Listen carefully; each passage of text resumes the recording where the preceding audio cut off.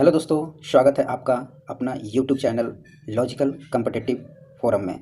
दोस्तों, आज मैं आप लोग के लिए हिस्ट्री का रैपिड रिवीजन लेके आया हूँ।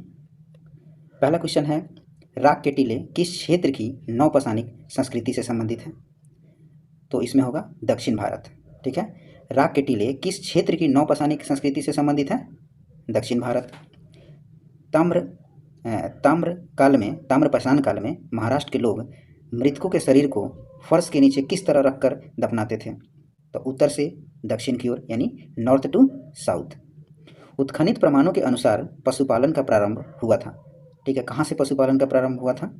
तो मध्यपाषाण काल में। ठीक है, खदानों की कृषि सर्वप्रथम प्रारंभ हुई थी। खदानों की कृषि कब प्रारंभ हुई थी, यानी किस काल में प्रारंभ हुई थी? तो नवपाषाण काल में खदानों की कृषि प्रारंभ हुई थी। यानी अगर क्वेश्चन आएगा कि कृषि जो है किस काल में मिला था, तो कृषि नवपाषाण काल से।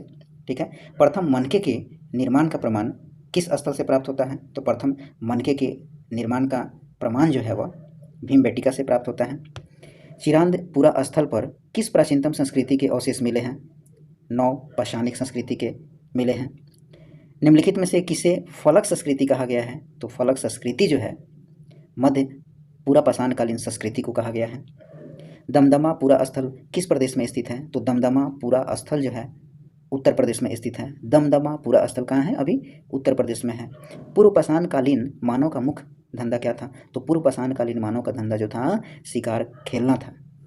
प्राचीनतम कला कृतियों का प्रमाण संबंधित है, उच्च पूर्व पाषाण काल से संबंधित है। दक्षिण भारत की महापाषाणिक समाधियाँ किस काल से संबंधित मानी जाती हैं? दक्षिण भारत की, तो इसका आंसर हो जाएगा लौह काल से मिलती हैं। भीमबेटिका की गुफाओं की खोज कब हुई थी? तो भीमबेटिका की गुफाओं की खोज 1957 से 58 में हुई थी। 1957 से 58, और भीमबेटिका जो है यह मध्य प्रदेश में है। बृहदपाषाण स्मारकों की पहचान की गई थी। तो बृहदपाषाण स्मारकों की पहचान जो है मृतक को दफनाने के स्थानों के रूप में की गई थी। अब दूसरा हो गया चैप्टर सैंधव सभ्यता। निम्नलिखित किस ताम्रपाषाण स्थल से तांबे के प्रयोग का साक्ष्य प्राप्त हुआ है किंतु प्रशस्तर उपकरण प्राप्त नहीं हुए हैं? आहाड़। ठीक है, इसका आंसर है आहाड़। निम्न कथनों में से कौन से कथन सही है? तो इसमें से बताना है कि कौन सा कथन सही है। तो पहला हुआ कि हड़प्पा का उत्खनन 1921 में हुआ था, 1921 में, और इसका हड़प्पा का उत्खनन 1921 में दयाराम साहनी ने किया था। वर्तमान में हड़प्पा पाकिस्तान में है। हड़प्पा ब्यास नदी के किनारे था? नहीं, हड़प्पा रावी नदी के किनारे है। हड़प्पा के उत्खननकर्ता आड़ी बनर्जी थे? नहीं, दयाराम साहनी थे। तो इसमें से आपको सही बताना है। तो इनमें से कौन सा कथन सही है? तो पहला हो गया कि हड़प्पा का उत्खनन 1921 में होता, ये सही है। दूसरा, वर्तमान में हड़प्पा पाकिस्तान में है, ये भी सही है, यानी ए नंबर सही है। गुप्त कराल निम्न में से कहाँ स्थित है? गुप्त कराल स्वात घाटी में है। गुप्त कराल स्वात घाटी में है। भारतीय पुरातत्व का जनक किसे कहा जाता है? तो भारतीय पुरातत्व का जनक अलेक्जेंडर कनिंघम को कहा गया है। सिंधु घाटी सभ्यता की प्रकृति कैसी थी? तो सिंधु घाटी सभ्यता की प्रकृति जो थी नगरीय थी। सैंधव मुद्राओं का सर्वाधिक प्रचलित अभिप्राय निम्नलिखित में से कौन सा है? तो एकांग श्रृंग पशु है। सैंधव मुद्राओं का सर्वाधिक प्रचलित अभिप्राय निम्नलिखित में से कौन है?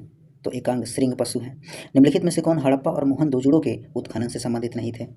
तो B.A. स्मिथ हड़प्पा और मोहनजोदड़ो से संबंधित नहीं थे। बाकी R.D. बनर्जी संबंधित है, K.N. दीक्षित भी संबंधित है, M.S. वत्स भी संबंधित है, बट B.A. स्मिथ संबंधित नहीं है। सिंधु सभ्यता के लोग किससे परिचित नहीं थे?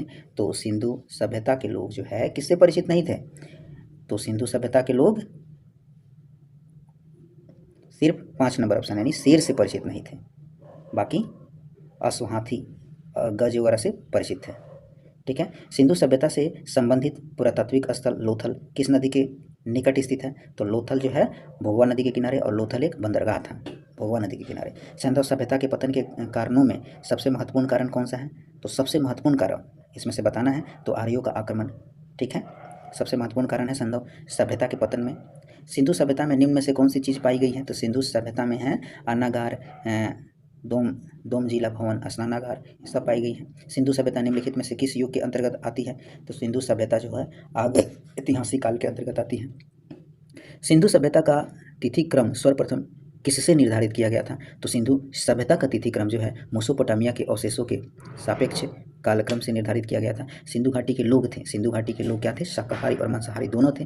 चंदहुदड़ो हड़प्पा संस्कृति से संबंधित एक स्थल है जो कहाँ स्थित है? सिंध में स्थित है, चंदहुंदड़ो सिंध में है, ठीक है। और मनके बनाने का कारखाना, लिपस्टिक बनाने का कारखाना, यानी जितने भी कारखाना है वह चंदहुंदड़ो में ही स्थित है। सिंधु सभ्यता के मापक किस गुणन भार के हैं? सिंधु सभ्यता के मापन जो है वह 16 गुणज भार के हैं। धौलावीरा एक पुरातात्विक स्थल किस समय अवधि से जुड़ी हुई है? तो सिंधु घाटी सभ्यता से जुड़ी हुई है। सिंधु घाटी सभ्यता जानी जाती है, सिंधु घाटी सभ्यता किस नाम से जानी जाती है? तो सिंधु घाटी सभ्यता जो है उपर्युक्त में से सभी, यानी कि इनमें से जो भी ऑप्शन है सारे सही हैं, ठीक है। यानी सिंधु घाटी सभ्यता जानी जाती है अपने नगर नियोजन के लिए, एकदम सही है। मोहनजोदड़ो और हड़प्पा के लिए एकदम सही है। अपने कृषि संबंधित कार्य के लिए, अपने उद्योग के लिए, यानी इनमें से सारे ऑप्शन सही है, यानी चौथा सही है इसमें। सिंधु सभ्यता के पतन के कारणों में सबसे महत्वपूर्ण कारण कौन था? आई थिंक ये दोबारा रिपीट हो गया है, आर्यों का आक्रमण। सिंधु घाटी सभ्यता के किस शहर का शाब्दिक अर्थ मृतकों का टीला होता है? तो मोहनजोदड़ो। सिंधु घाटी सभ्यता का कौन सा स्थान अब पाकिस्तान में है? कालीबंगा, हड़प्पा, लोथल, आलमगीरपुर, इनमें से कौन पाकिस्तान में है? हड़प्पा का पाकिस्तान में है, ठीक है। मोहनजोदड़ो कहाँ स्थित है? तो मोहनजोदड़ो जो है सिंधु यानी सिंध में है। सिंधु सभ्यता संबंधित है, सिंधु सभ्यता आदि ऐतिहासिक युग से संबंधित है। अवेस्ता और ऋग्वेद में समानता है। अवेस्ता किस क्षेत्र से संबंधित है? तो अवेस्ता ईरान से संबंधित है, अवेस्ता ईरान, ठीक है। पत्थर की बनी नृत्य करते हुए पुरुष की मूर्ति नटराज किस स्थान पर पाई गई है? हड़प्पा में पाई गई है।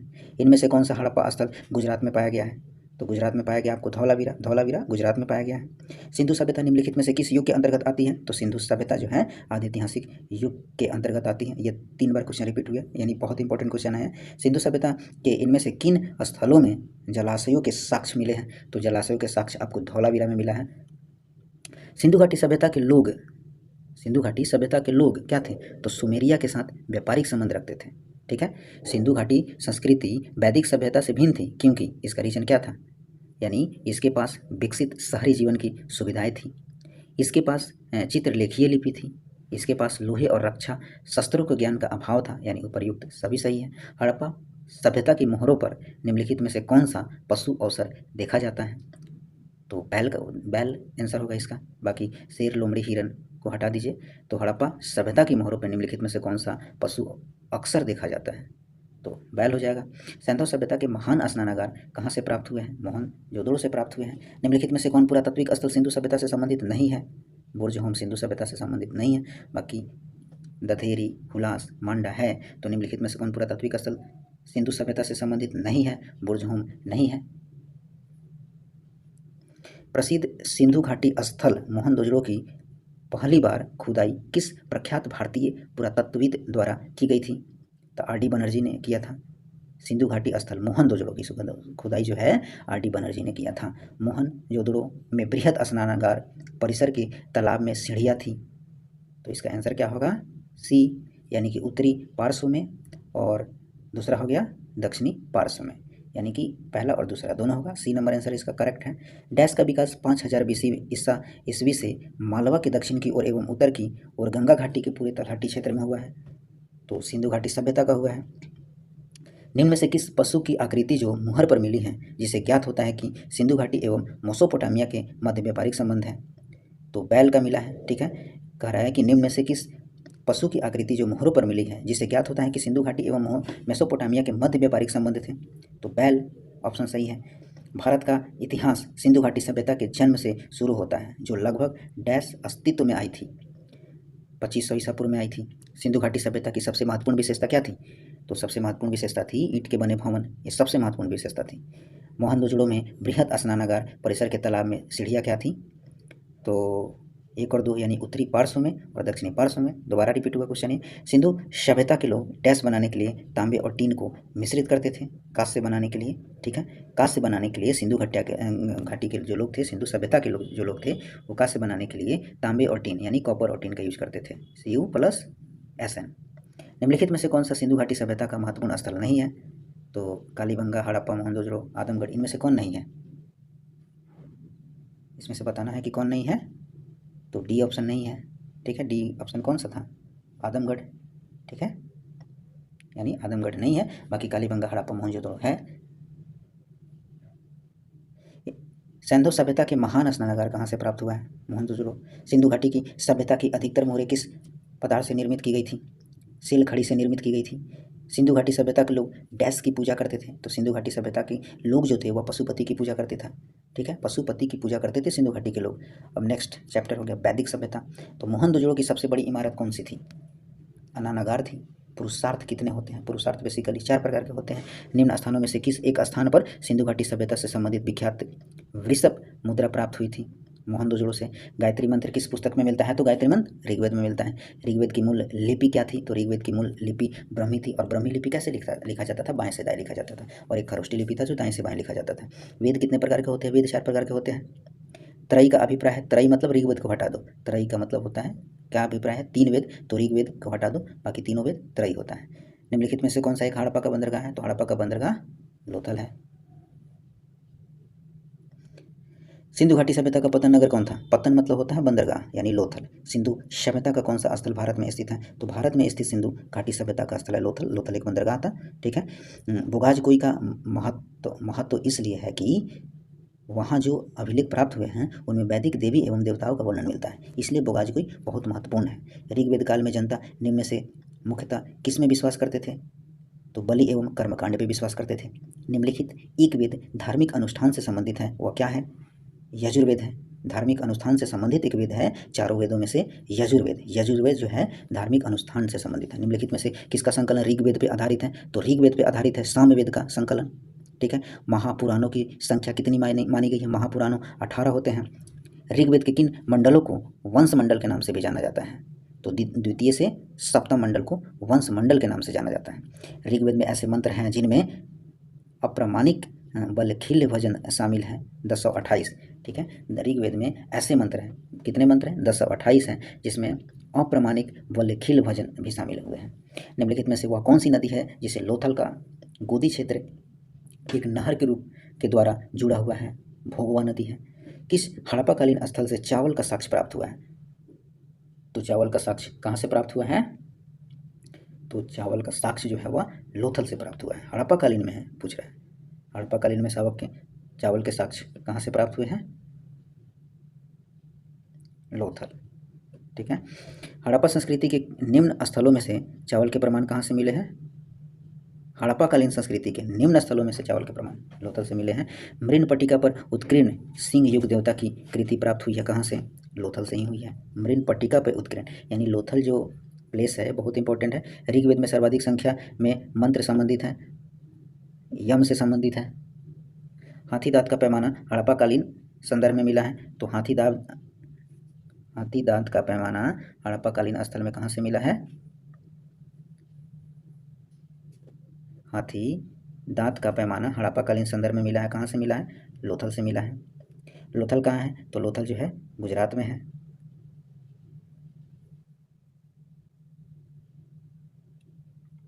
हड़प्पा सभ्यता स्थल लोथल स्थित है, कहाँ पे है?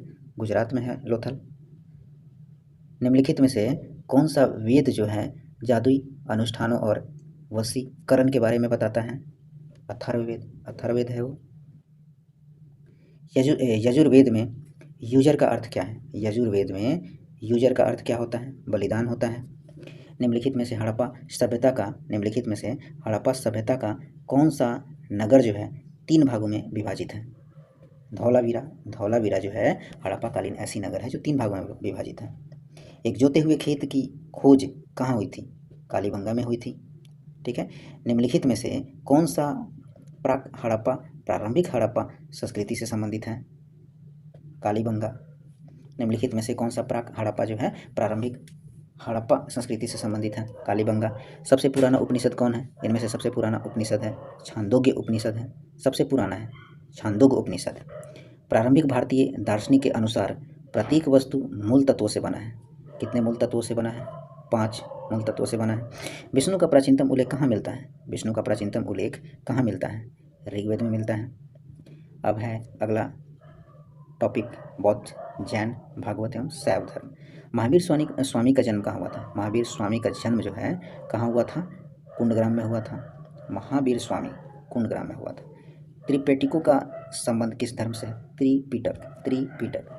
त्रिपिटक मतलब बौद्ध धर्म से संबंधित है। गौतम बुद्ध ने अपना प्रथम धर्म उपदेश दिया था सारनाथ में दिया था। महात्मा बुद्ध ने अपना धर्म चक्र परिवर्तन किस स्थान पर दिया था? सारनाथ। धर्म चक्र परिवर्तन का मतलब हुआ जहाँ पे उन्होंने पहला उपदेश दिया था। हड़प्पा सभ्यता की 2 नवीनतम खोजों का निर्धारण कीजिए। हड़प्पा सभ्यता की 2 नवीनतम खोज बताना है आपको, तो इसमें से हो जाएगा कुंतासी नवीनतम है, ठीक है, और धौलावीरा ये भी नवीनतम है। और धौलावीरा जो है इसको यूनेस्को के वर्ल्ड हेरिटेज साइट में शामिल किया गया है, 40वां नंबर है ये, ठीक है। हड़प्पन मतलब हड़प्पा संस्कृति के संदर्भ में शैलकृत स्थापत्य के प्रमाण कहाँ से मिले हैं? धौलावीरा से मिला है। बोध गया में महाबोधि मंदिर बनाया गया है, ठीक है, गौतम बुद्ध को ज्ञान प्राप्त हुआ था, यानी बोध गया में महाबोधि मंदिर जो बनाया गया था यहीं पे गौतम बुद्ध को ज्ञान प्राप्त हुआ था। महावीर जैन की मृत्यु निम्नलिखित में से किस नगर में हुई थी? तो पावापुरी। महावीर जैन की मृत्यु कहाँ हुई थी? पावापुरी। पावापुरी में जो है महावीर जैन की मृत्यु हुई थी। निम्नलिखित में से कौन जो है हड़प्पा या प्रारंभिक हड़प्पा संस्कृति से संबंधित है? कालीबंगा। कालीबंगा जो है प्रारंभिक हड़प्पा संस्कृति से संबंधित है। प्राक सिंधु सभ्यता और सिंधु सभ्यता के अवशेष कहाँ से प्राप्त हुए हैं? कालीबंगा से प्राप्त हुए हैं। और कहाँ से प्राप्त हुए हैं? बनावली से प्राप्त हुए हैं, ठीक है, यानी इसका आंसर हो जाएगा पहला और दूसरा दोनों, बी नंबर। इनमें से किस शासक ने चतुर्थ बौद्ध संगति कश्मीर में आयोजित किया था? कश्मीर में चतुर्थ बौद्ध संगति जो आयोजित किया था कनिष्क, ठीक है। चौथी बौद्ध संगति का जो है किसके द्वारा बुलाई गई थी? चौथी बौद्ध संगति जो है किसके द्वारा बुलाई गई थी, ठीक है, तो इसका आंसर क्या हो जाएगा? चौथी बौद्ध संगति को किसके द्वारा बुलाई गई थी? तो कनिष्क के द्वारा ही बुलाई गई थी, ठीक है। भगवान बुद्ध के महापरिनिर्वाण के बाद पहली बौद्ध संगति कहाँ हुई थी? यानी महापरिनिर्वाण के बाद पहली बौद्ध संगति राजगिरी यानी कि राजगीर में हुई थी। 105 यानी पूर्व किसके धार्मिक ग्रंथ हैं? जैनों के ग्रंथ हैं, ठीक है, यानी पूर्व जो है पूर्व किसके धार्मिक ग्रंथ है? जैनों के ग्रंथ हैं। निम्नलिखित में से किस पुरातात्विक स्थल से जूते हुए खेत के साक्ष्य मिले हैं? जूते हुए खोज यानी जोते हुए खोज मतलब कालीबंगा से। सिंधु सभ्यता के निम्नलिखित शहरों में से कौन सा जल प्रबंधन के लिए जाना जाता है? जल प्रबंधन के लिए धौलावीरा जल प्रबंधन के लिए जाना जाता है। हड़प्पा कालीन स्थलों की खोदाई में ऊँट की हड्डियाँ कहाँ से प्राप्त हुई थी? ऊँट की हड्डियाँ की बात हो रही है तो कालीबंगा से प्राप्त हुई थी। हड़प्पा कालीन स्थलों की खुदाई में ऊँट की हड्डियाँ कहाँ से प्राप्त हुई थी? कालीबंगा से प्राप्त हुई थी। इनमें से कहाँ विशिष्ट प्रकार के अग्निकुंड की श्रृंखला और धार्मिक स्नान की व्यवस्था का पता चला है? तो इसका आंसर हो जाएगा कालीबंगा। सिंधु घाटी सभ्यता में अग्नि पूजा किस स्थान पर खोजी गई? यानी अग्निवेदी सिद्ध होती है कालीबंगा से। हड़प्पा संस्कृति के निम्नलिखित में से कौन से स्थल जो है हरियाणा में स्थित है? तो हरियाणा में स्थित स्थल कौन कौन से हैं? एक तो बनावली, ठीक है, और दूसरा कौन है? राखीगढ़ी, दोनों हरियाणा में स्थित हैं। गौतम बुद्ध का जन्म कहाँ हुआ था? गौतम बुद्ध का जन्म कहाँ हुआ था? तो गौतम बुद्ध का जन्म जो है लुम्बिनी में हुआ था, ठीक है, लुम्बिनी में एक जगह है पिपराहा, वहाँ पे उनका जन्म हुआ था गौतम बुद्ध का। भरहुत एवं अमरावती प्रसिद्ध केंद्र है। भरहुत एवं अमरावती प्रसिद्ध केंद्र है किस लिए है? तो भरहुत और अमरावती जो है प्रसिद्ध केंद्र है बौद्ध धर्म से, यानी बौद्ध धर्म से रिलेटेड स्थल है।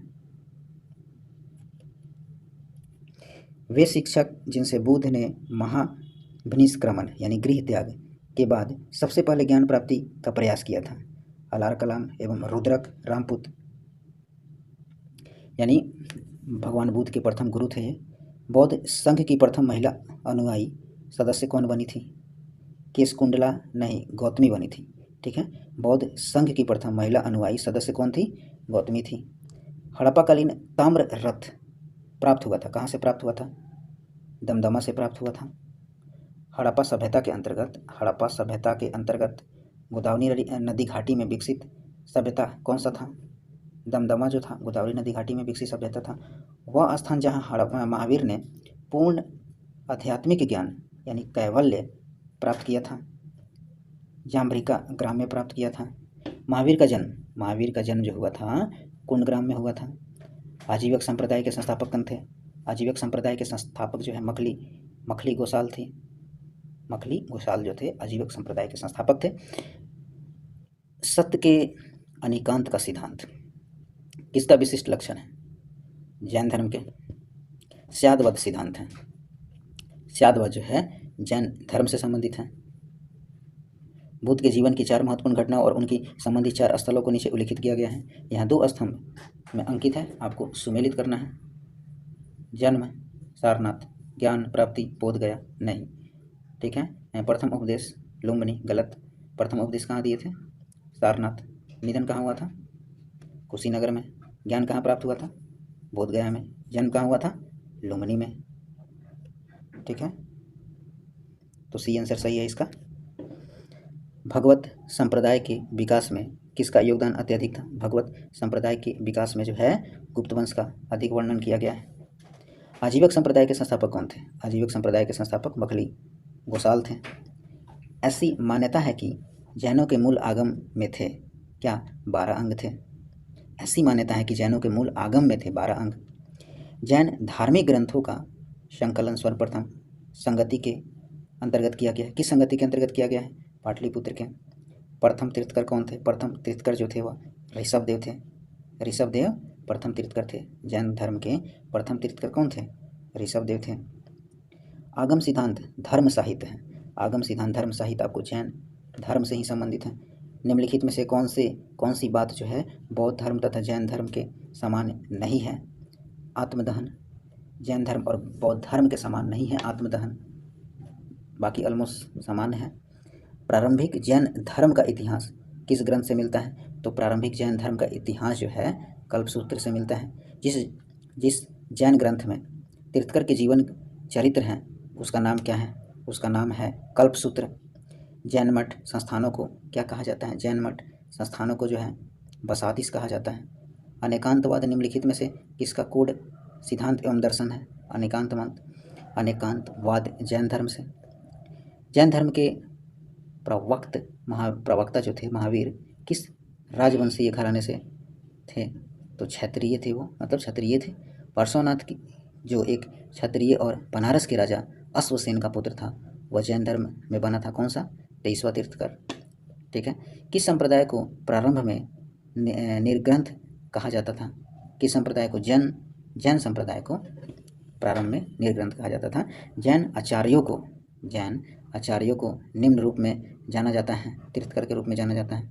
22वें तीर्थकर कौन थे? 22वें तीर्थकर जो थे वह 22वें तीर्थकर कौन थे? अरिष्टनेमी जो थे ये 22वें तीर्थकर थे।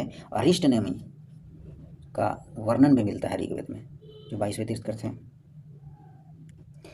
निम्नलिखित में से किस स्थान पर गौतम बुद्ध ने आत्मज्ञान प्राप्त किया था? बोध गया में, ठीक है।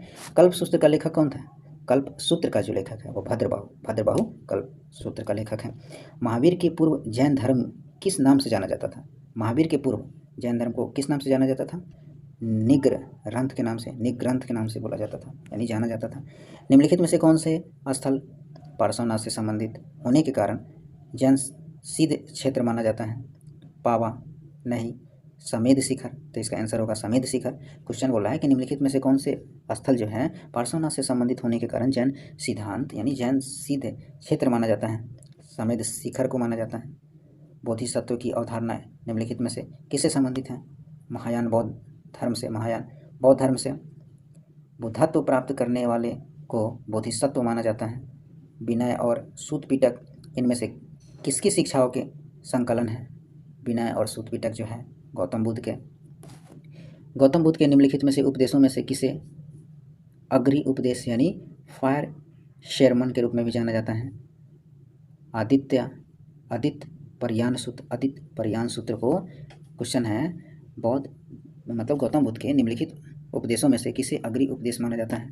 तो आदित्य परियाम मतलब पर्याय सूत्र को।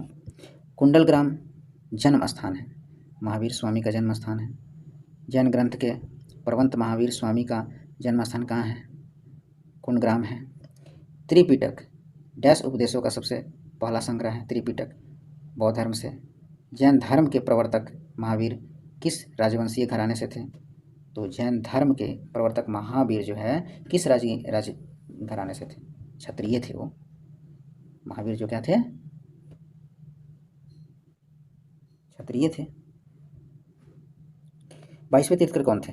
अरिष्टनेमी, जिनका वर्णन ऋग्वेद में भी है। गौतम बुद्ध को ज्ञान प्राप्त कहाँ पे हुआ था? बोध गया में हुआ था। ठीक है। निम्नलिखित में से कौन से स्थल पार्श्वनाथ से संबंधित होने के कारण जैन सिद्ध क्षेत्र माना जाता है? समेध पर्वत, समेध शिखर जो है पार्श्वनाथ से, यानी कौन से? पार्श्वनाथ 23वें थे। ठीक है। जैन तीर्थकर पार्श्वनाथ निम्नलिखित स्थानों में से मुख्यतः किससे संबंधित है? वाराणसी, पार्श्वनाथ वाराणसी। गौतम बुद्ध ने अपने उपदेशों में जैन साधारण की भाषा का प्रयोग किया था, पाली भाषा का, यानी गौतम बुद्ध जो है पाली में उपदेश देते थे, जबकि महावीर किस में उपदेश देते थे? प्राकृत भाषा में देते थे। जातक कथाओं में डैश के जन्म और उनसे पूर्व जीवन का वर्णन मिलता है। बुद्ध, जातक बुद्ध। जैन धर्म और बौद्ध धर्म के उदय में भारत में ईसा पूर्व शताब्दी में धार्मिक अशांति देखी गई थी। कहाँ? 6ठी शताब्दी में। जैन धर्म बौद्ध धर्म के उदय में भारत में ईसा पूर्व शताब्दी में धार्मिक अशांति, मतलब धार्मिक अशांति था वहाँ पे। कहाँ पे? यानी किस में? 6ठी शताब्दी में देखा गया था। जैन तीर्थकर पार्श्वनाथ निम्नलिखित स्थानों में से मुख्यतः किससे संबंधित है? वाराणसी। ठीक है। 23वें जैन तीर्थकर किससे संबंधित है? 23वें जैन तीर्थकर वाराणसी से। 23वें जैन तीर्थकर वाराणसी से संबंधित है। ठीक है। वास्तुकला में मुख्य रूप से चैत्य विहार स्तूप और स्तंभ होते हैं। किनके? मौर्य के होते हैं। ठीक है। चैत्य विहार स्तूप स्तंभ होते हैं मौर्य के। बौद्ध तीर्थकर दांत का मंदिर कहाँ स्थित है? बौद्ध तीर्थकर दांत का मंदिर है, बहुत इंपॉर्टेंट क्वेश्चन है। बौद्ध तीर्थकर दांत का मंदिर कहाँ स्थित है? श्रीलंका में स्थित है। बौद्ध तीर्थकर दांत का मंदिर श्रीलंका में है। अनुव्रत सिद्धांत का प्रतिपादन किसने किया था? अनुव्रत सिद्धांत का प्रतिपादन किया था जैन धर्म ने। निम्नलिखित में से कौन सा एक बुद्ध की शिक्षा का संग्रह है? बुद्ध की शिक्षा का संग्रह है त्रिपिटक। दूसरी जैन सभा कहाँ हुई थी? दूसरी जैन सभा जो है पाटलिपुत्र में हुई थी, नहीं वल्लभी में हुई थी। दूसरी जैन सभा वल्लभी गुजरात में हुई थी। ठीक है। किस जैन सभा में अंतिम रूप से श्वेतांबर आगम का संपादन हुआ था? श्वेतांबर किस जैन सभा में अंतिम रूप से श्वेतांबर? तो वल्लभी गुजरात वाले में अंतिम रूप से श्वेतांबर आगम का संपादन हुआ था। जैन मतलब जीत अवस्था जुड़ा हुआ है पारसी धर्म से जुड़ा हुआ है। यापनीय संघ किससे संबंधित है? जैन से संबंधित है। यापनीय संघ जो है वह जैन से संबंधित है। गोपनीय किसका एक संप्रदाय है? गोपनीय जो है किसका एक संप्रदाय है? जैन धर्म का संप्रदाय है। 16 महाजनपद के बारे में अब है। कौशल एवं मगध के मध्य संघर्ष का प्रारंभ किस समय हुआ था? अजातशत्रु के समय हुआ था। कौशल एवं मगध के मध्य संघर्ष का प्रारंभ जो हुआ था अजातशत्रु के समय हुआ था। अजातशत्रु यानी बिंबिसार, ठीक है, का पुत्र था ये। मगध शासक बिंबिसार का चिकित्सक कौन था? बिंबिसार का चिकित्सक जो है जीवक था। महावीर की मृत्यु के बाद जैन संघ का मुखिया किसे बनाया गया? महावीर मर गया उसके बाद जैन मुखिया किसको बनाया गया था? सुधर्म को। महावीर का प्रथम अनुयायी कौन था? महावीर का प्रथम अनुयायी जमाली था। किसने सोचा था कि प्रथम बौद्धवादी काउंसिल राजगीर में ही होना चाहिए? यह बात किसने सोचा था? अजातशत्रु ने ही सोचा था। किसने सोचा था कि प्रथम बौद्धवादी काउंसलिंग जो है राजगीर में होना चाहिए? तो ये बात को अजातशत्रु ने सोचा था। किस शासक ने पाटलिपुत्र शहर की स्थापना किया था? उदयन ने किया था। किस शासक ने अपनी राजधानी पाटलिपुत्र में स्थापित किया था? उदयन ने किया था। निम्नलिखित में से कौन विशिष्ट द्वैत से संबंधित था? विशिष्ट द्वैत से रामानुजम संबंधित है। जैन दर्शन का निम्नलिखित में से निकट का साम्य है कौन सा? सांख्य है। ठीक है। जैन धर्म के बारे में कौन से कथन सही है? तो महावीर ने स्वर्ण व्यवस्था की निंदा नहीं की है, यानी स्वर्ण नहीं वर्ण व्यवस्था की निंदा नहीं की है। महावीर से संबंधित हीनयान और महायान दो संप्रदाय थे। तीसरा ऑप्शन है उन्होंने समय पर कोई मतलब स्वयं पर कोई जोर नहीं दिया, वे ईश्वर की खुली आम पूजा करते थे। और पांचवा ऑप्शन, तो इनमें से करेक्ट आंसर कौन सा है इसका? तो इनमें से करेक्ट आंसर है कि महावीर ने वर्ण व्यवस्था की निंदा नहीं किया है। यही एक सही है, बाकी सब गलत है। यूनानी लेखक किस मौर्य शासक को अमित्रघात की संज्ञा दी है? अमित्रघात की संज्ञा दी है बिंदुसार मौर्यकालीन था, और एक था बिंबिसार जो था मगध वाला। ठीक है। जियो और जीने दो किसने कहा था? महावीर स्वामी ने कहा था जियो और जीनो दो। निम्नलिखित में से कौन जैन धर्म का संरक्षक नहीं था? जैन धर्म का संरक्षक नहीं था। कनिष्क जैन धर्म का संरक्षक नहीं था। बाकी बिंबिसार, खारवेल, चंद्रगुप्त मौर्य था। प्राचीन भारत में द्वितीय नगरीकरण से संबंधित क्षेत्र कौन था? गांगेय मैदान जो है द्वितीय नगरीकरण से संबंधित था। निम्नलिखित विकल्पों में से गला जोड़ा को बताना है आपको। गला जोड़ा इनमें से कौन सा है? तो गला जोड़ा हो गया बिंबिसार गुप्त, गलत, यही गलत हो गया, बाकी चंद्रगुप्त मौर्य ठीक है।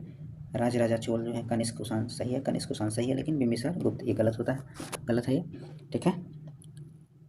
तो किस धर्म को राष्ट्रकूटों का संरक्षण प्राप्त हुआ था? जैन धर्म को प्राप्त हुआ था।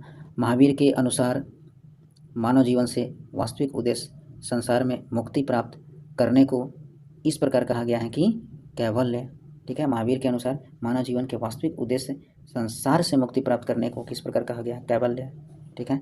आर्य संस्कृति के सर्वोच्च काल में गंगा घाटी के जनपद जो संख्या में थे महाजनपद बन गए थे वो थे 16 महाजनपद थे, ठीक है। सांची स्तूप का निर्माण किसने कराया था? सांची स्तूप का निर्माण जो है अशोक ने करा दिया था।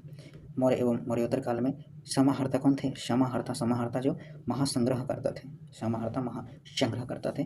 मौर्यकालीन शासकीय भूमि से प्राप्त आय को क्या कहा जाता था? मौर्यकालीन शासकीय भूमि से प्राप्त आय को क्या कहा जाता था? तो इसका करेक्ट आंसर हो जाएगा कि उसको सीता कहा जाता था, ठीक है। मौर्यकालीन में शिक्षा का सर्वाधिक प्रसिद्ध केंद्र कौन सा था? मौर्यकालीन में शिक्षा का सर्वाधिक प्रसिद्ध केंद्र जो था वह तक्षशिला था। प्रारंभिक ऐतिहासिक काल का नगरीय स्थल शिशुपालक कहाँ स्थित है? उड़ीसा में स्थित है। उड़ीसा में इसका स्थित है, ठीक है। प्रारंभिक ऐतिहासिक स्थल का नगरीय स्थल शिशुपालक कहाँ है? उड़ीसा में है। पाटलिपुत्र के, ठीक है, अशोकराम विहार में आयोजित तृतीय बौद्ध संगति की अध्यक्षता किसने किया था? मोगलेपुत्तिस ने किया था। मौर्य काल में तक्षशिला के प्रसिद्ध केंद्र के द्वार किन वर्णों के लिए खुले हुए थे? ब्राह्मण, क्षत्रिय और वैश्यों के लिए खुले हुए थे। मौर्य काल में तक्षशिला के प्रसिद्ध शिक्षा केंद्र किसके लिए खुले थे? ब्राह्मण, क्षत्रिय और वैश्यों के लिए। मौर्य काल में दंड विधान कौन थे? मौर्य काल में दंड विधान जो थे काफ़ी कठोर थे, वो दंड देते थे। अशोक के सारनाथ सिंह शीर्ष स्तंभ के फलक पर प्रदर्शित पशुओं का सही क्रम क्या था? तो अशोक पहले था, फिर सिंह था, हाथी था और वृक्ष था। अशोक के सारनाथ सिंह स्थित स्तंभ के फलक पर प्रदर्शित पशुओं का सही क्रम बताना आपको। अश्व, सिंह, हाथी, वृक्ष।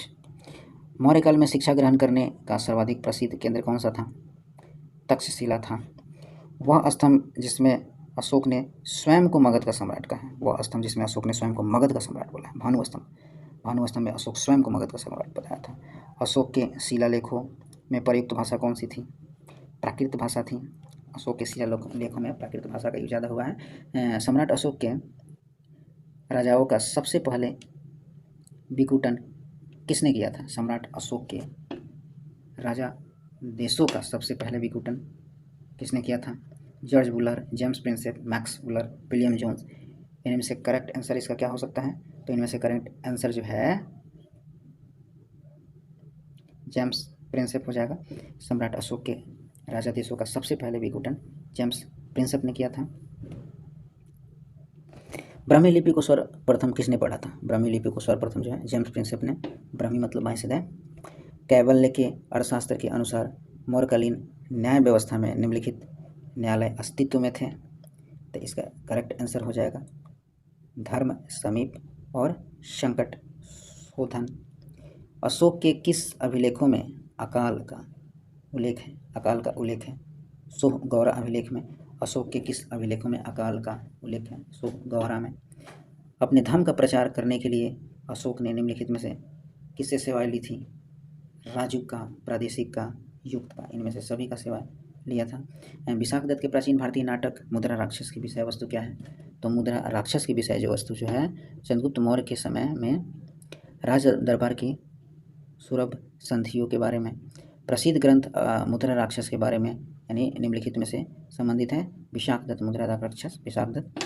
कौटिल्य के अर्थशास्त्र में किस पहलू पर प्रकाश दिया गया है? कौटिल्य के अर्थशास्त्र में जो है वह राजनीतिक नीतियों पर पहल किया गया है। पाटलिपुत्र को किस शासक ने सर्वप्रथम अपनी राजधानी बनाया था? पाटलिपुत्र को चंद्रगुप्त मौर्य ने, ठीक है। पाटलिपुत्र को किस शासक ने सर्वप्रथम सबसे पहले अपनी राजधानी बनाया था? तो चंद्रगुप्त मौर्य ने। निम्नलिखित में से कौन सा स्रोत मौर्यों के नगर प्रशासन का विस्तृत विवरण प्रस्तुत करता है? मेगास्थनीज का इंडिका जो है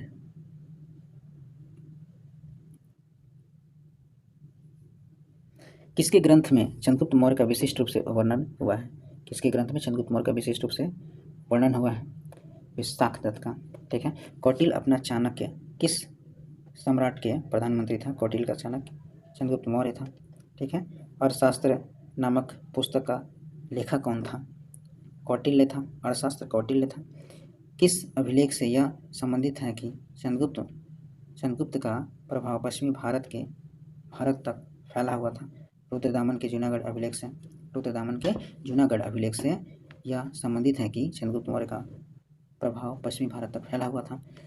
प्राचीन भारत का प्रसिद्ध शासक जिसने अपने जीवन के अंतिम दिनों में जैन धर्म को अपनाया था, चंद्रगुप्त मौर्य था।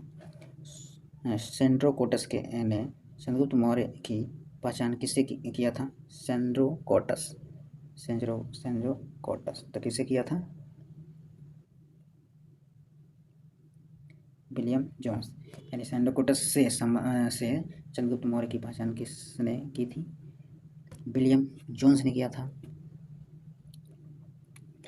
निम्न पुस्तक जो है में मौर्य काल में पाटलिपुत्र प्रशासन का वर्णन उपलब्ध है। किसमें उपलब्ध है? इंडिका में।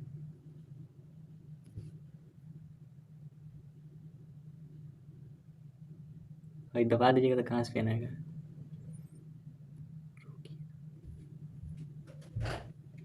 निम्न पुस्तक में मौर्य काल में पाटलिपुत्र का प्रशासन का वर्णन उपलब्ध है इंडिका में।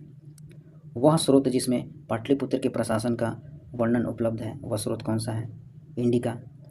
पाटलिपुत्र को किस शासक ने सर्वप्रथम अपनी राजधानी बनाया था? चंद्रगुप्त मौर्य ने बनाया था। इंडिका का मूल लेखक कौन था? इंडिका का मूल लेखक जो है मेगास्थनीज था। मौर्य समाज का विभाजन 7 वर्गों में विशेष तौर पर उल्लेखित है। किसमें? मेगास्थनीज की इंडिका में। इंडिका का लेखक कौन था? तो इंडिका का लेखक जो है मेगास्थनीज था।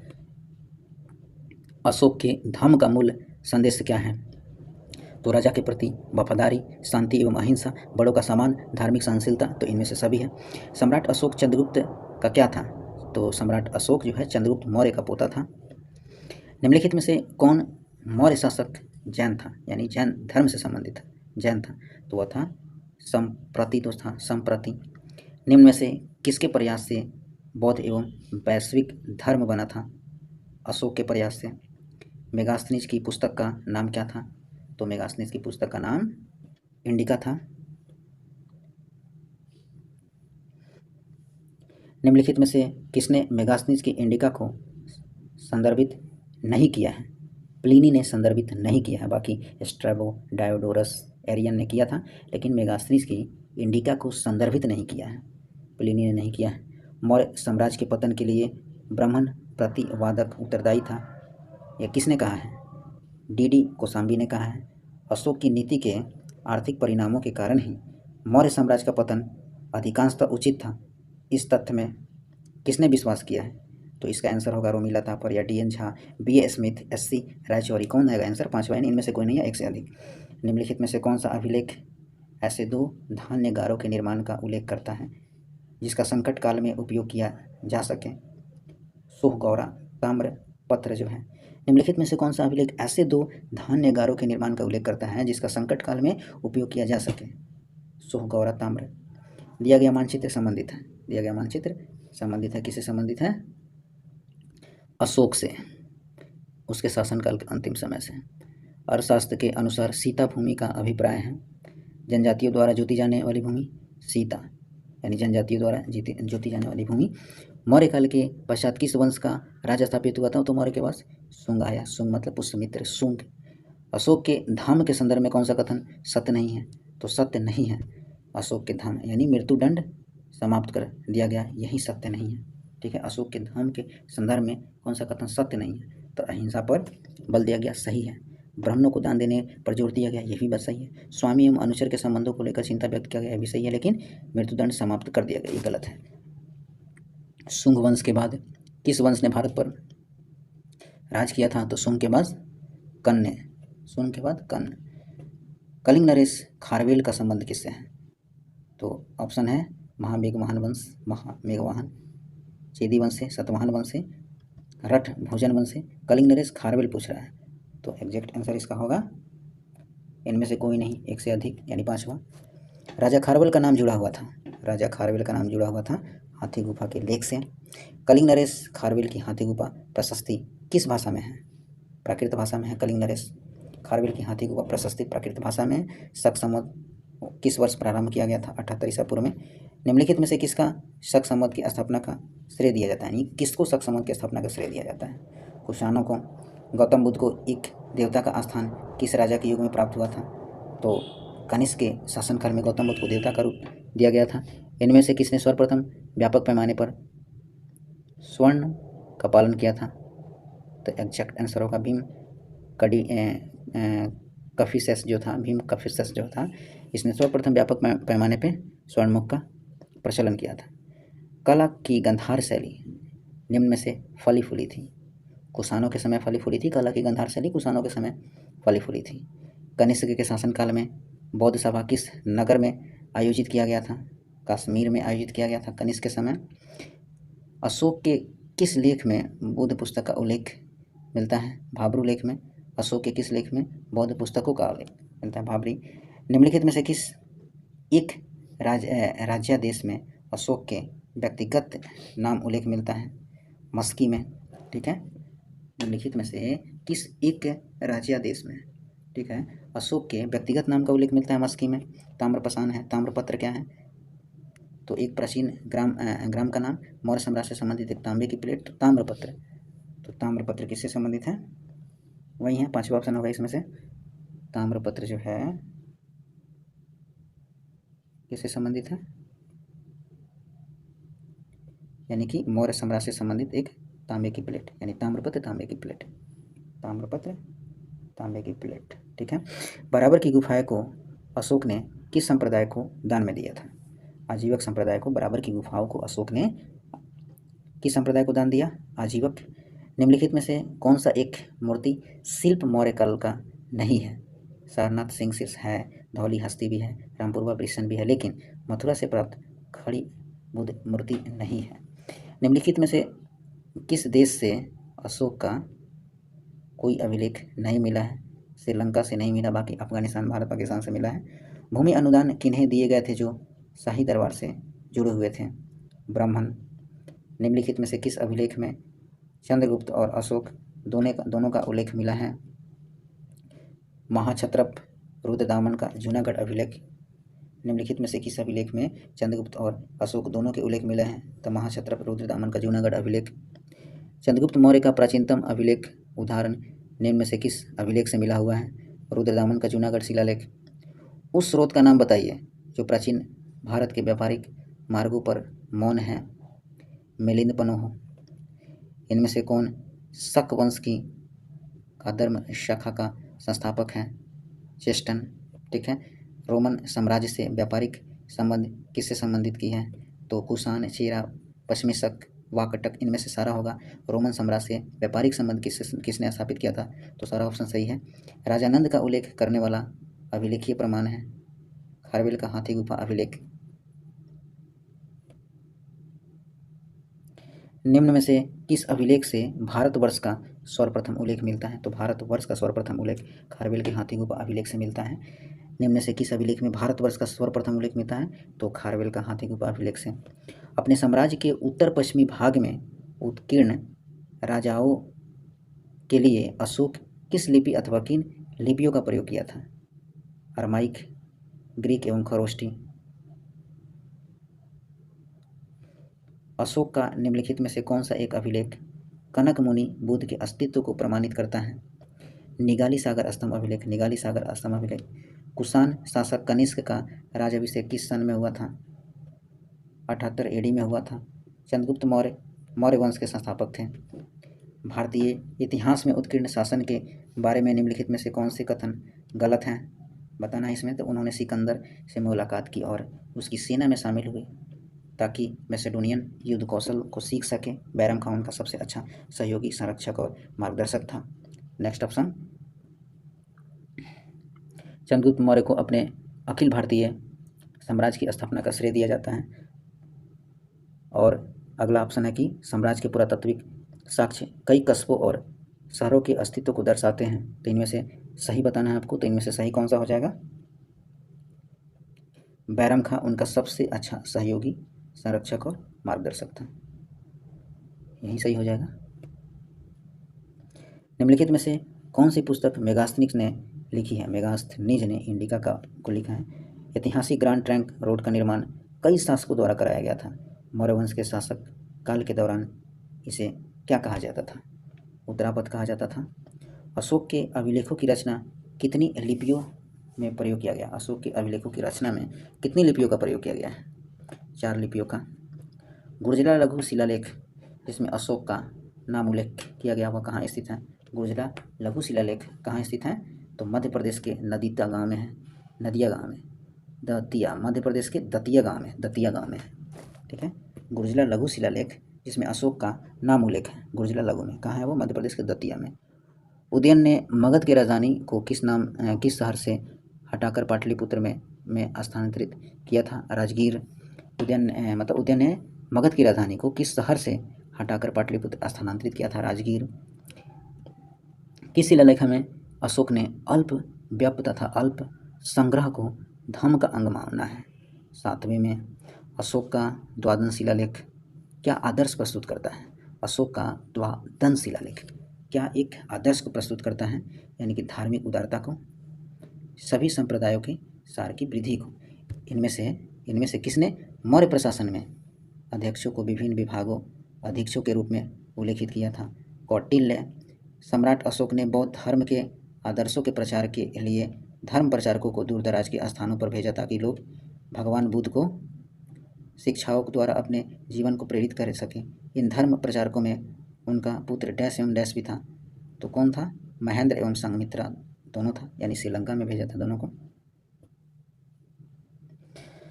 निम्नलिखित में से कौन से राजा संघमित्रा और महेंद्र वर्मन के पिता थे? अशोक थे। डैश ने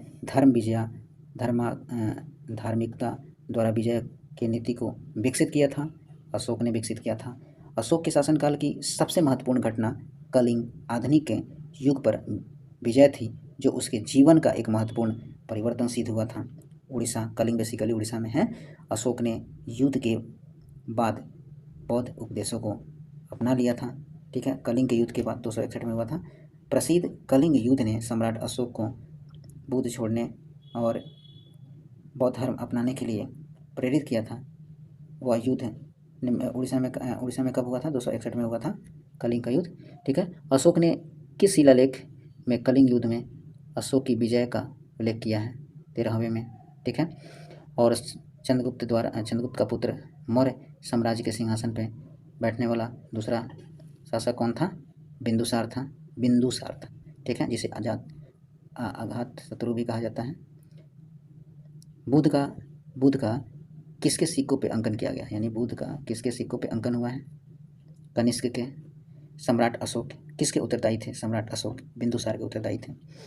सम्राट अशोक ने पत्थर के स्तंभों और पत्थर पे अपने डैश के आदेश उत्कीर्ण कराकर अपने राज्य के प्रमुख स्थानों पर स्थापित किया ताकि लोग तदनुसार आचरण कर सकें। तो इसका एग्जैक्ट आंसर कौन सा होगा?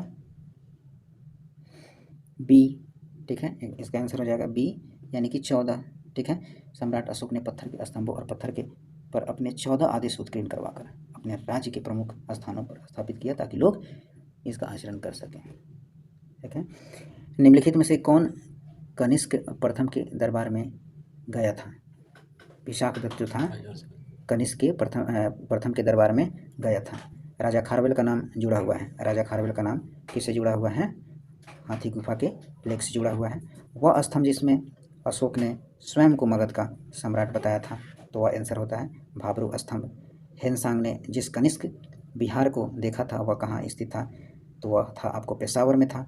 हेनसांग ने जिस कनिष्क विहार को देखा था वह कहाँ था? पेशावर में था।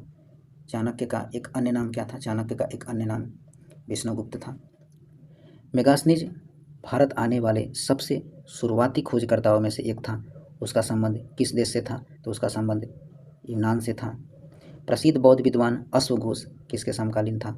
तो प्रसिद्ध बौद्ध विद्वान जो अश्वघोष जो था वह कनिष्क के समकालीन था। किस राजा की कहानी मुद्रा राक्षस नाटक का विषय है? चंद्रगुप्त मौर्य का, ठीक है। मौर्य वंश को किस वंश से ने समाप्त किया था? तो मौर्य वंश को शुंग ने समाप्त कर दिया था। मौर्य वंश का अंतिम सम्राट कौन था? मौर्य वंश का अंतिम सम्राट था वृत्रथ था। किस मूल भारतीय राजवंश ने अपने शासकों के चित्र वाले सिक्के जारी किए थे? तो इसका एग्जैक्ट आंसर क्या हो जाएगा? इसका एग्जैक्ट आंसर हो जाएगा सातवाहन वंश ने। सातवाहन यानी यह शीशे का सिक्का भी जारी किया था, ठीक है। दिए गए विकल्पों में से कौन सा कथन सही नहीं है? तो बौद्ध धर्म ग्रंथ पाली भाषा में लिखे गए थे, ये बात तो सही है। गौतम बुद्ध का जन्म स्थान नेपाल में स्थित है, यह भी बात सही है। उपयुक्त में से अशोक ने बौद्ध धर्म अपनाने के लिए प्रेरित किया? उपगुप्त ने इनको प्रेरित किया था। चरक गौतम बुद्ध के निजी चिकित्सक थे, यही बात सही नहीं है, बाकी सब सही है। यानी अशोक का रुम्नीदेही स्तंभ संबंधित है, किससे संबंधित है? बुद्ध के जन्म से। अशोक का रुम्नीदेही स्तंभ संबंधित है बुद्ध के जन्म से। निम्नलिखित में से किस अभिलेख में अशोक ने करों में कुछ रियायती घोषणा किया था? तो करों में कुछ रियायती घोषणा किया था उसने लुम्बिनी स्तंभ लेख में, ठीक है। कुषाण राजाओं में सबसे मशहूर डैश थे जो कुषाण राजवंश में तीसरे शासक थे, कनिष्क जो थे, कनिष्क कुषाण, ठीक है। ईसा पूर्व शताब्दी की शुरुआत में कुषाणों ने भारत की उत्तर पश्चिमी सीमा पर अपना अधिकार स्थापित किया। कब स्थापित किया था? तो पहली में, ठीक है। कुषाण शासकों को निम्न में से किस नाम से जाना जाता था? तो कुषाण शासकों को और किस नाम से जाना जाता था? तो कुषाण शासकों को किस नाम से? युची। कुषाण शासकों को युची नाम से जाना जाता था, ठीक है। अब है अगला संगम काल। संगम साहित्य में निम्न वंशों में से किस एक का उल्लेख नहीं मिलता है? पौलव का उल्लेख नहीं मिलता है। सातवाहनों ने किस धातुओं में अपने सिक्के ढाले थे? सातवाहनों ने सीसा, तांबा, चांदी, पोटिन। सातवाहनों ने किन धातुओं में अपने सिक्का को डाला था? सातवाहन यानी सीसा, सातवाहन सीसा, तांबा, चांदी और पोटिन, ठीक है। निम्न में से कौन सा नगर सातवाहन युग में सबसे प्रसिद्ध नगर था? तगर नगर, ठीक है। अगला है गुप्त काल एवं गुप्तोत्तर काल, ठीक है। इनमें से किस प्रसिद्ध शासक ने अपनी माता के नाम पर विजयनगर के पास नागलपुरम की एक उपनगरीय बस्ती की स्थापना किया था? तो कृष्णदेव राय ने। विजयनगर की बात हो रही है, कृष्णदेव राय, ठीक है। संगम साहित्य किस भाषा में लिखा गया है? संगम साहित्य जो है तमिल भाषा में लिखा गया है। झांसी के पास देवगढ़ का मंदिर और इलाहाबाद के पास गढ़वा मंदिर में बनी मूर्तियाँ किस काल के महत्वपूर्ण अवशेष हैं? गुप्त काल के। झांसी के पास देवगढ़ का मंदिर और इलाहाबाद के पास गढ़वा मंदिर में बनी मूर्तियाँ किस काल से महत्वपूर्ण है? किस काल के लिए महत्वपूर्ण है? तो गुप्त काल के लिए। सातवाहनों की राजधानी अवस्थित है अमरावती में। सातवाहनों की राजधानी अमरावती में है। प्राचीन भारत का नेपोलियन किसे कहा गया है? समुद्रगुप्त को। और किसने कहा था समुद्रगुप्त को? प्राचीन भारत का नेपोलियन B.A. स्मिथ ने कहा था। इलाहाबाद स्तंभ अभिलेख की 21वीं पंक्ति आर्यावर्त के कितने शासकों के बारे में जिक्र करता है? 9। इलाहाबाद स्तंभ अभिलेख की 21वीं पंक्ति जो है आर्यावर्त के कितने शासकों का जिक्र करता है? 9। प्रसिद्ध इलाहाबाद प्रशस्ति का लेखक कौन था? हरिसेन, ठीक है। समुद्रगुप्त के विजय का उल्लेख किसमें है? इलाहाबाद के अभिलेख में, जिसको हरिसेन ने लिखा था। सातवाहनों की राजकीय भाषा क्या थी? प्राकृत। सातवाहनों की राजकीय भाषा प्राकृत थी। निम्नलिखित में से किस राजकुल के राजा अपने मातृनामों से लक्षित होते थे? सातवाहन। किस शासक वंश ने मंदिरों एवं ब्राह्मणों को सबसे अधिक ग्राम अनुदान में दिया था? गुप्त वंश ने। किस शासक वंश ने मंदिरों एवं ब्राह्मणों को सबसे अधिक ग्राम अनुदान में दिया था? गुप्त वंश ने। निम्नलिखित राजवंशों में से किसने सोने के सिक्के चलाए थे? सोने के सिक्के सातवाहन ने। सॉरी, सोने नहीं है, शीशे के सिक्के, ठीक है। निम्नलिखित राजवंशों में से किसने शीशे के सिक्के, ये तो क्वेश्चन को मैंने पहले ही डील किया था। शीशे के सिक्के सतवाहन, शीशा सतवाहन। भूमि का दान प्राचीनतम साक्ष्य किसके अभिलेखों में मिलता है? सातवाहनों के भूमि दान का प्राचीनतम साक्ष्य सातवाहन। गुप्त स्वर्ण मुद्राएं उनके अभिलेखों में किस नाम से अंकित है? दिनार, ठीक है। इनमें से कौन गुप्त काल में औषधि के क्षेत्र में अपने कार्य के लिए जाना जाता है? तो सुश्रुत्र, शोमिल, शूद्रक, शोन। 5वां ऑप्शन इनमें से कोई नहीं है, एक से अधिक, ठीक है। तो निम्नलिखित में से कौन सा गुप्त काल का मंदिर है? गुप्त काल का मंदिर बताना है। तो उड़ीसा का लिंगराज मंदिर नहीं, खजुराहो का कंधरिया महादेव नहीं, देवगढ़ का दशावतार मंदिर, ठीक है, गुप्त काल का मंदिर है। निम्नलिखित में से कौन सा बंदरगाह गुप्त काल में उत्तर भारतीय व्यापार के लिए उपयोग किया जाता था? ताम एरलिप्ती, ठीक है। निम्नलिखित में से कौन सा बंदरगाह गुप्त काल में उत्तर भारतीय व्यापार के लिए उपयोग किया जाता था? ताम्रलिप्ति। ये क्वेश्चन बीपीएससी में भी पूछा था। इनमें से किसने पहली बार यह व्याख्या की थी कि पृथ्वी के अपनी धुरी पे घूमने के कारण प्रतिदिन सूर्योदय एवं सूर्यास्त होता है? तो आर्यभट्ट ने यह सबसे पहले बताया था।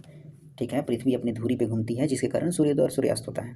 ठीक है, ब्राह्मणों एवं बौद्धों को भूमिदान का आरंभ किसने किया था? तो सातवाहन ने। ब्राह्मणों और मतलब बौद्धों को भूमि दान का अनुदान सबसे पहले सातवाहन ने स्टार्ट किया था, जिसने शीशे का सिक्के भी जारी किया था सातवाहन ने।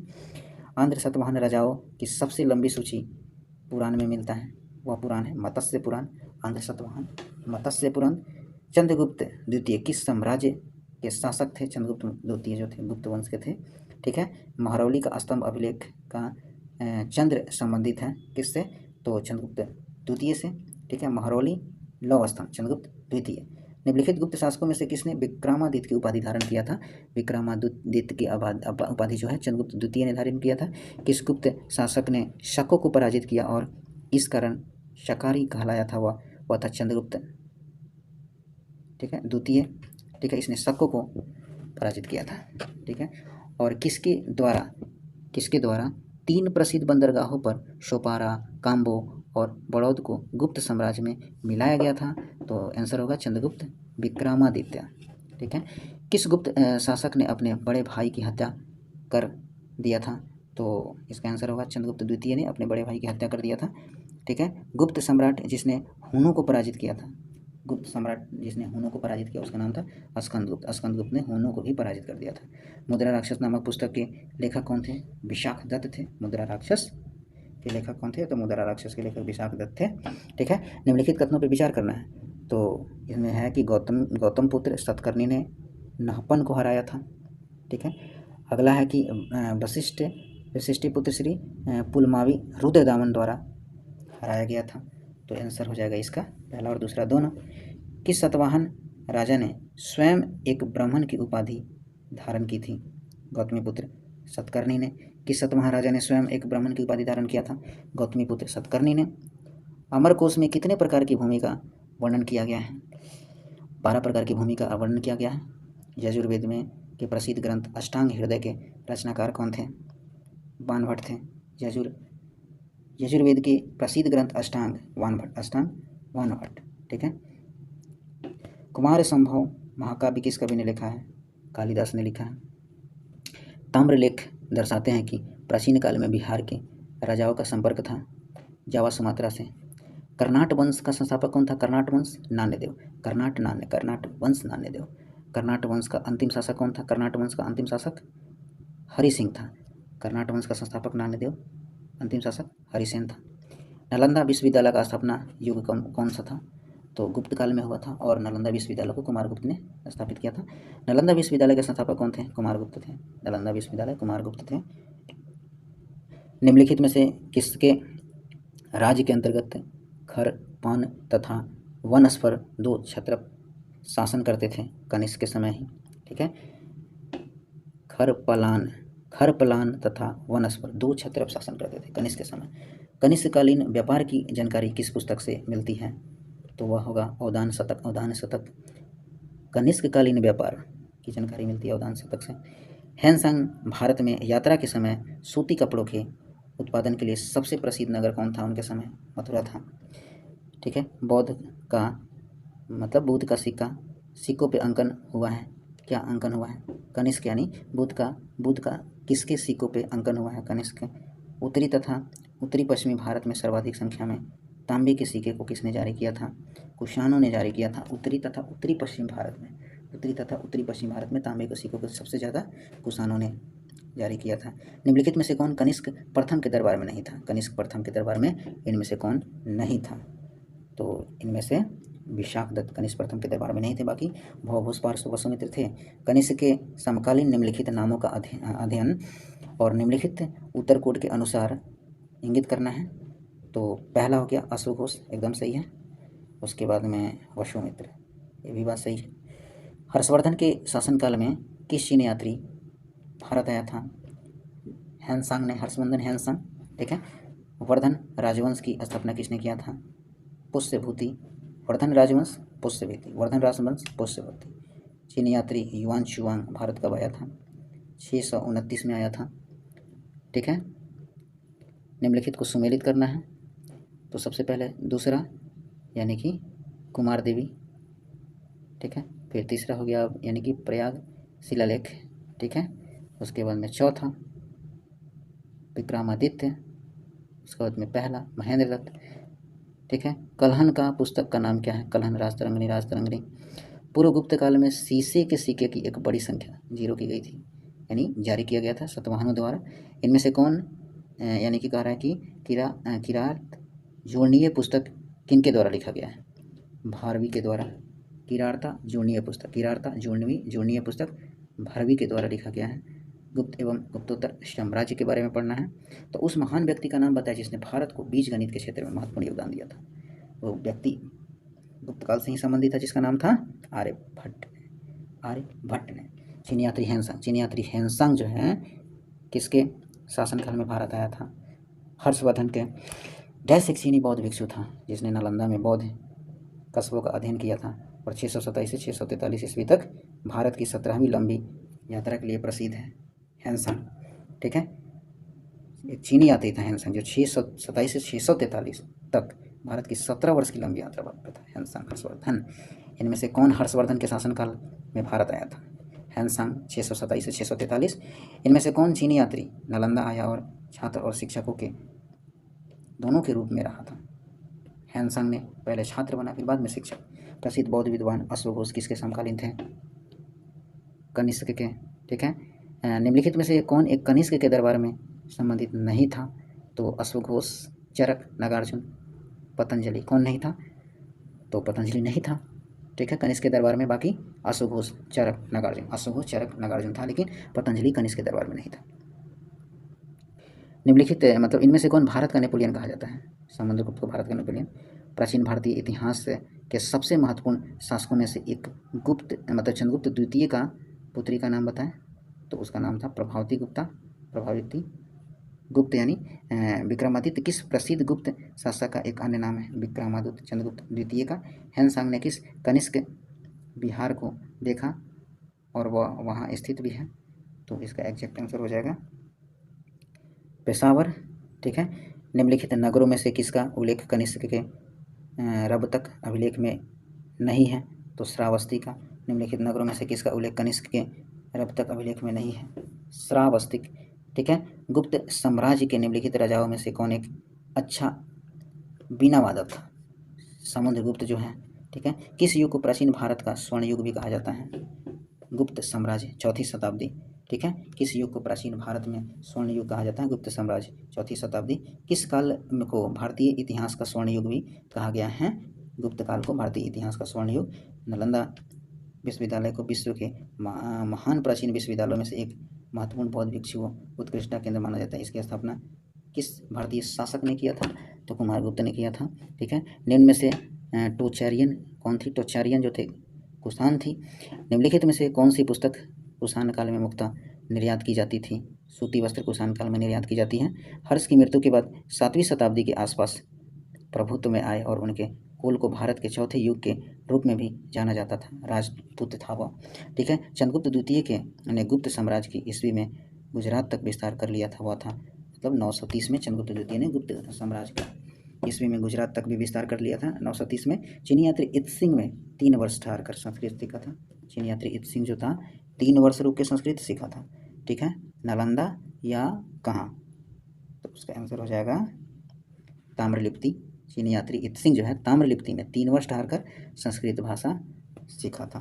ठीक है, बिना बिगार के किसने सुदर्शन झील का जीर्णोद्धार कराया था? बिना बिगार के रुद्रदामन प्रथम ने बिना बिगार के सुदर्शन झील का जीर्णोद्धार रुद्रदामन प्रथम ने किया था। निम्नलिखित में से किस बंदरगाह को पेरिप्लस ऑफ द एरिथ्रियन सी का लेखक पुंडके के रूप में भी जाना जाता है? अरिकमेडुको। अरिकमेडुको। निम्नलिखित में से किस बंदरगाह को Periplus of the Erythraean Sea? अरिकमेडुको। रोमन बस्ती कहाँ मिली है? रोमन बस्ती आपको अरिकमेडु में ही मिली है। गुप्त काल के दौरान चीन के किस यात्री ने भारत का भ्रमण किया था? तो फाहियान ने किया था। ठीक है, 800 से 1200 ईस्वी तक की राजनीतिक स्थितियाँ बताना है। तो अगला पेज है कि विक्रमशिला विश्वविद्यालय किनके द्वारा स्थापित किया गया था? तो विक्रमशिला विश्वविद्यालय को धर्मपाल ने स्थापित किया था। तंजीर स्थित राजेश्वर मंदिर का निर्माण किसने कराया था? तंजीर स्थित राजेश्वर मंदिर का निर्माण राज प्रथम ने 985 से 1014 में किया था। राज प्रथम ने 985 से 1014 में तंजीर स्थित राजेश्वर मंदिर, तंजीर स्थित राज प्रथम ने किया था।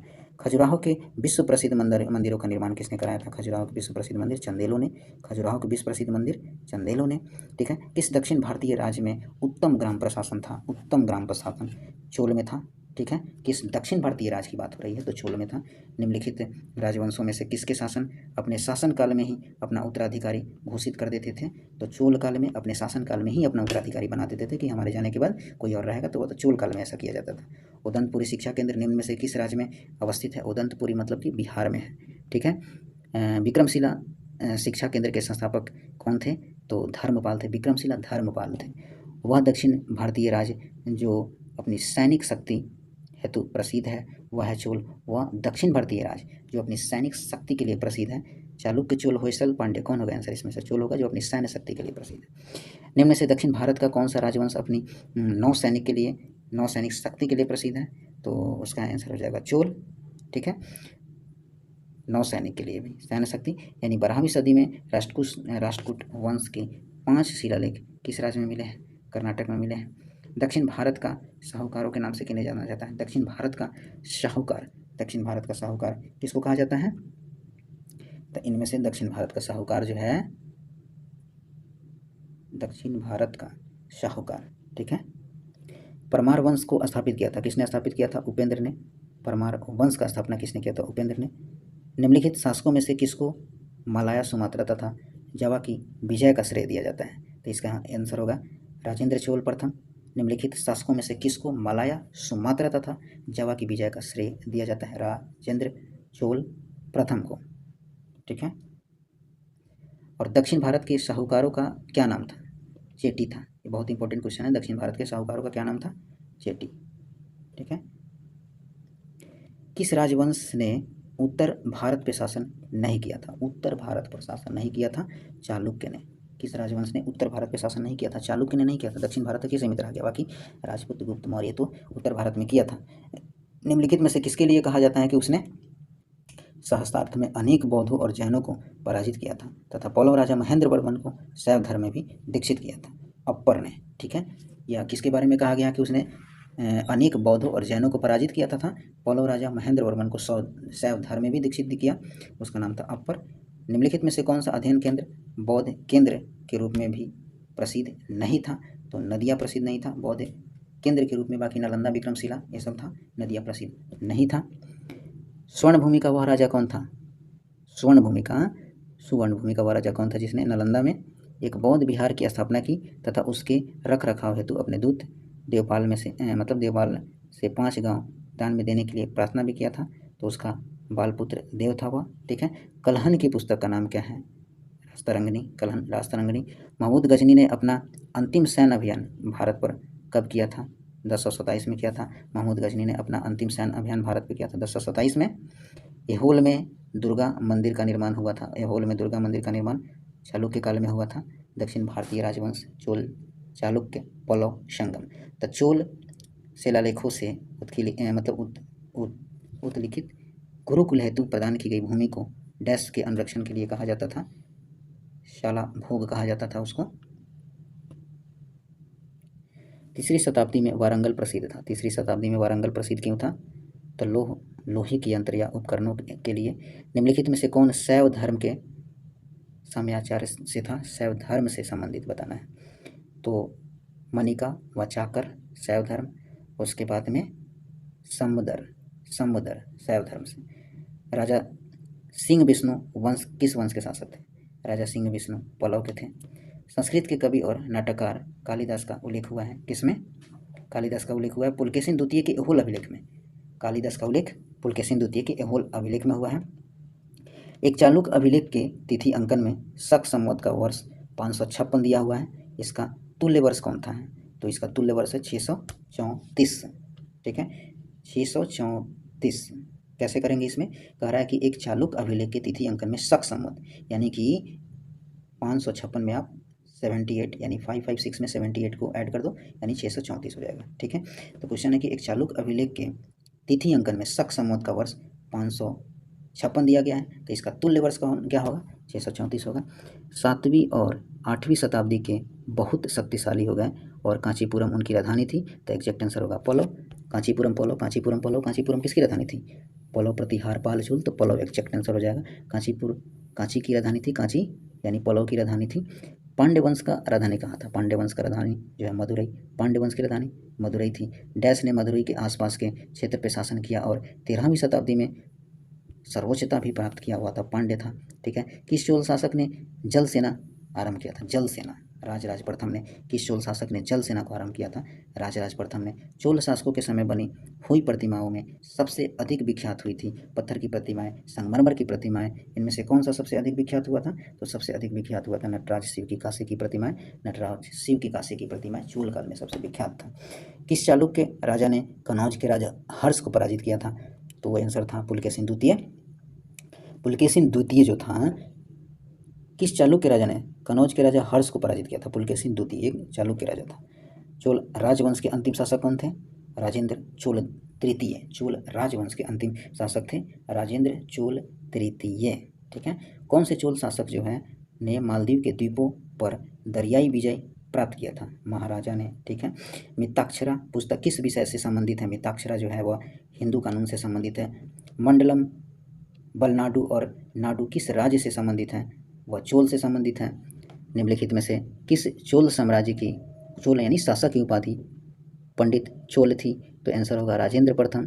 ठीक है, निम्नलिखित में से किस चोल शासक की उपाधि पंडित चोल थी, तो राजेंद्र प्रथम।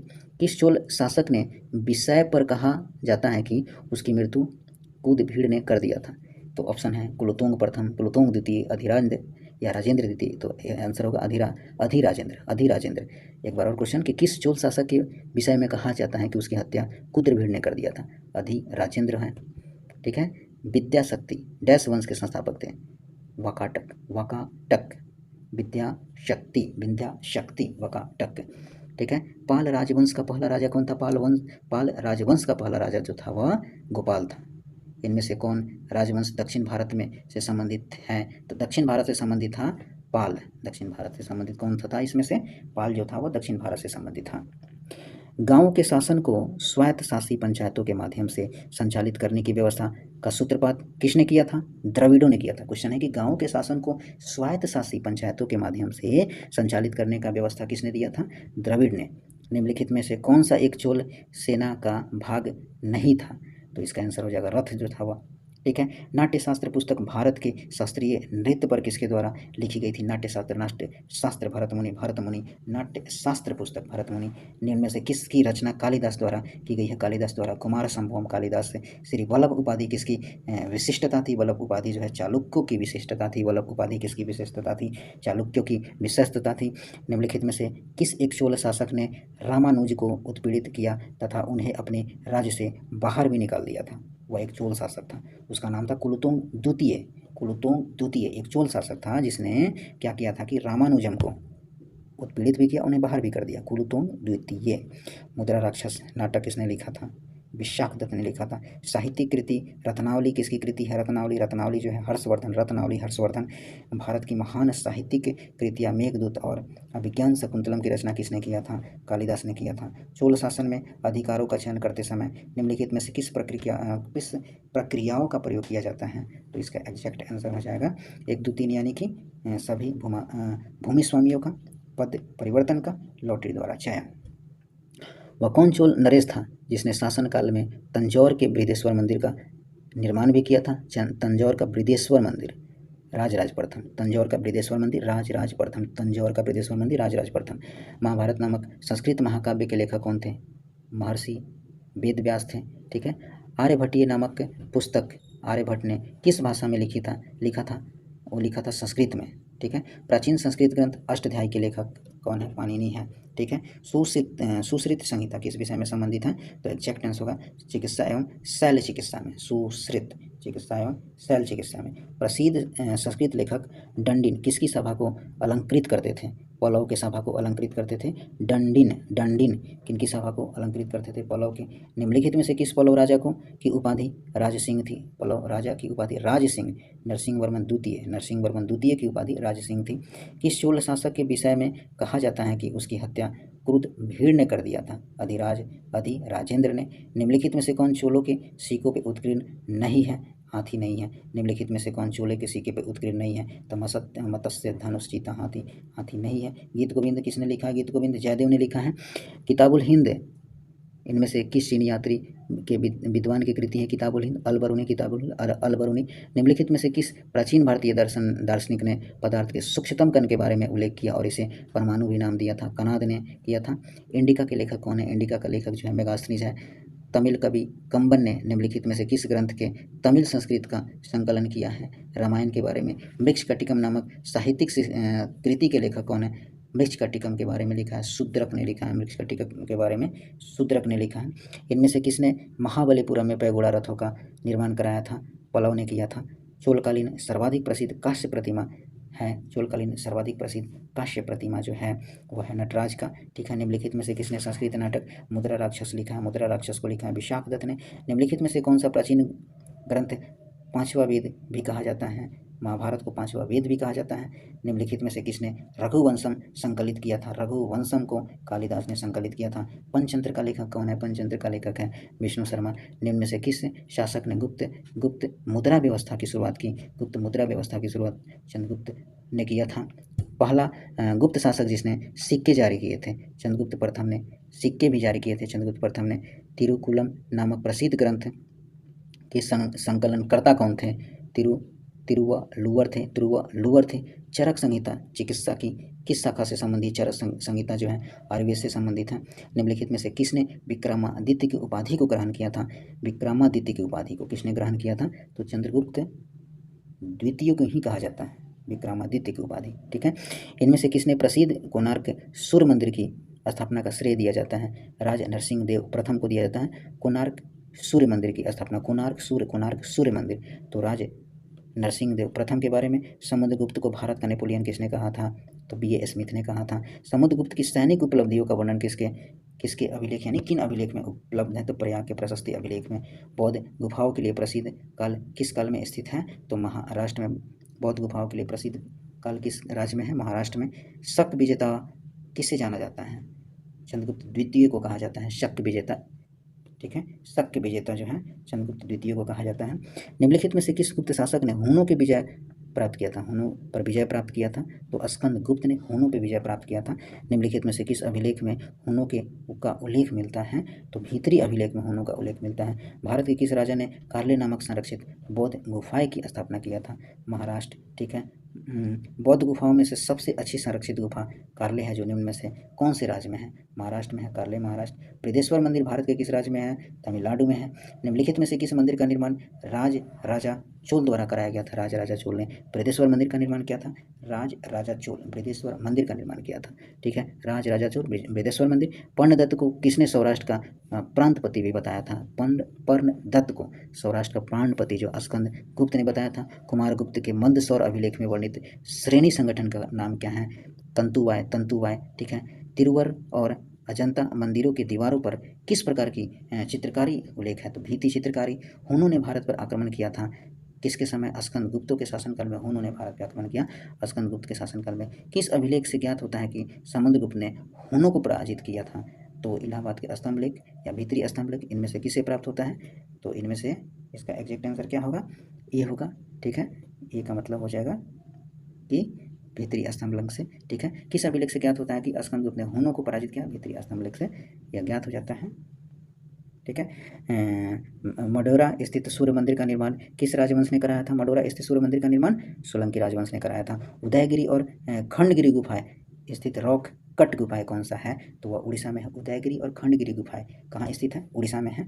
श्रवण बेलगोला में स्थित गोमतेश्वर मंदिर किस सामग्री से बनी है, तो इसका एग्जैक्ट आंसर होगा ग्रेफाइट से। ठीक है। विश्व विरासत स्थान के रूप में प्रसिद्ध अजंता की गुफाएं निम्नलिखित में से किस स्थान पर स्थित है, औरंगाबाद में स्थित है। फायान की यात्रा विवरण का नाम है, क्या नाम है उसका, फो-क्यू-की, फायान फो-क्यू-की। ठीक है। फायान ने किसके व्यक्तित्व का विस्तृत विवरण किया है, चंद्रगुप्त द्वितीय। फायान ने चंद्रगुप्त द्वितीय के व्यक्तित्व के बारे में विवरण किया है। उस स्मारक का नाम बताया जो एक पुरातात्विक स्थल में सफल जीर्णोद्धार और संरक्षण का प्रमाण है, तो सांची का स्तूप है। स्तूप में निर्मित छज्जे जैसी संरचना को क्या कहा जाता है, उसको हर्मिका कहा जाता है।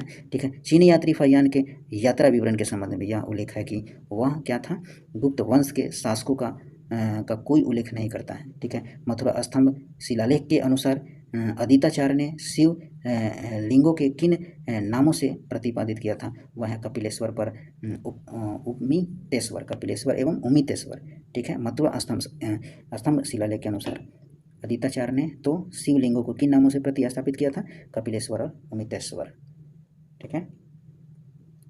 वह कौन सा भारतीय चित्रकार शैली है जिसमें शुद्ध सोने और कीमती पत्थरों की सजावट और इसमें हिंदू देवताओं विशेष रूप से भगवान कृष्ण को दर्शाया है, तंजौर पेंटिंग। ठीक है। अजंता की गुफाएं कहाँ स्थित हैं, महाराष्ट्र में स्थित है। सांची स्तूप शहर के पास स्थित है, कहाँ है, भोपाल में है। सांची स्तूप भोपाल में है।